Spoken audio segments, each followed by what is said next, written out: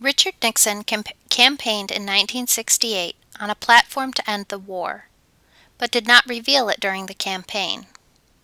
The Nixon doctrine that evolved included a gradual withdrawal of American troops, but continued air and naval support to the South Vietnamese government. The United States continued to train the South Vietnamese Defense Forces while trying to negotiate a peace agreement with North Vietnam. The goal remained to prevent a communist takeover while reducing the costs to the United States.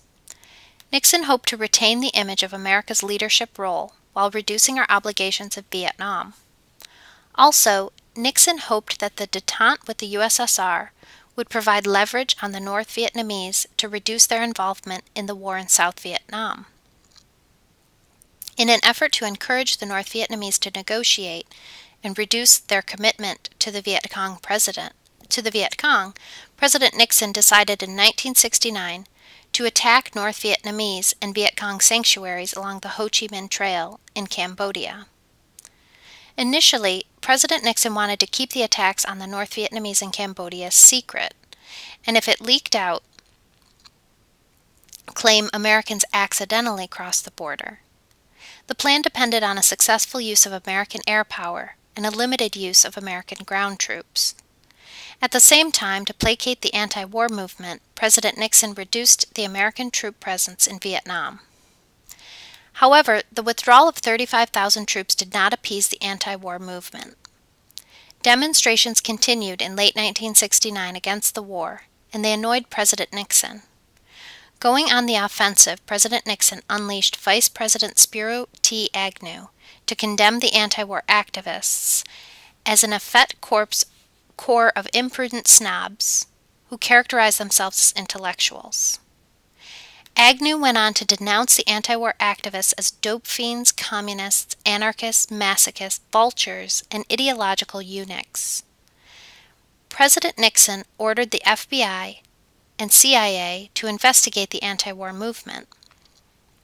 The CIA held seminars for local police on wiretapping and lockpicking to help coordinate federal-local attacks on the anti-war movement.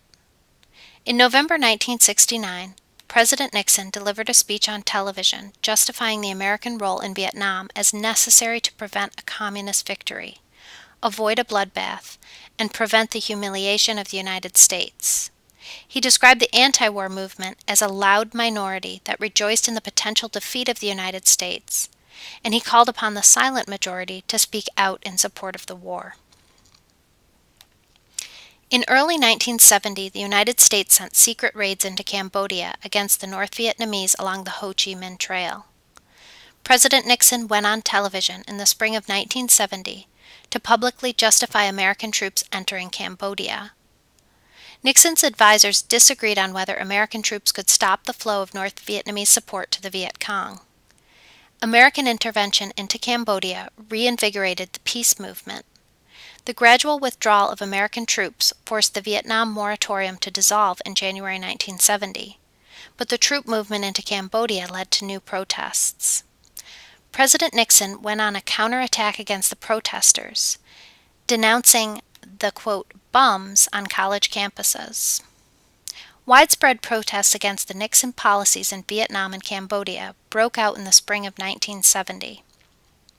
For example, on the Syracuse University campus, thousands of students marched from the campus to downtown Syracuse to protest the war and organized teach-ins in April-May of 1970.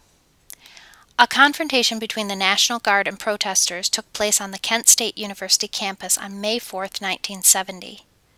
The National Guard opened fire, killing 4 students. 2 other students died on the campus of Jackson State in another confrontation. In New York City, construction workers beat up anti-war protesters with fists and tools. The war in Vietnam came home, producing casualties on the home front. Angered by the unwillingness of President Nixon to consult Congress, a majority passed the Cooper Church Amendment, requiring the president to withdraw troops from Cambodia and requiring that no more troops be sent to Vietnam after June 30, 1970. The president announced the mission a success and withdrew American troops from Cambodia. Our incursion into Cambodia destroyed a great deal of North Vietnamese military supplies, but failed to end the use of the Ho Chi Minh Trail to resupply the Viet Cong in South Vietnam. In September 1970, new negotiations began in Paris, but the failure to reach an agreement led the United States to back a South Vietnamese offensive against the Viet Cong in 1971.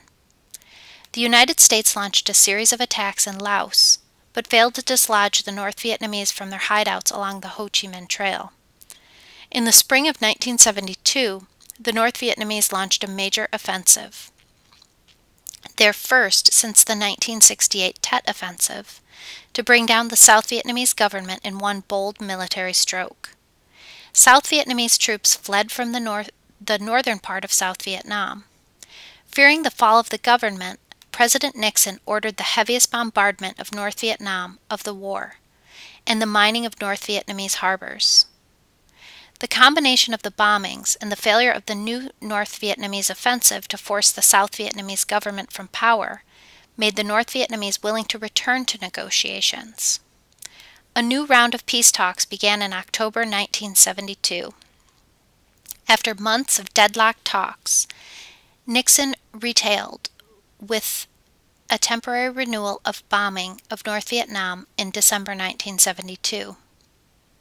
Meanwhile, the peace talks finally produced results in January 1973, when Lưu Duc Tho of North Vietnam and Henry Kissinger of the United States signed the Paris Peace Agreement on January 23, 1973.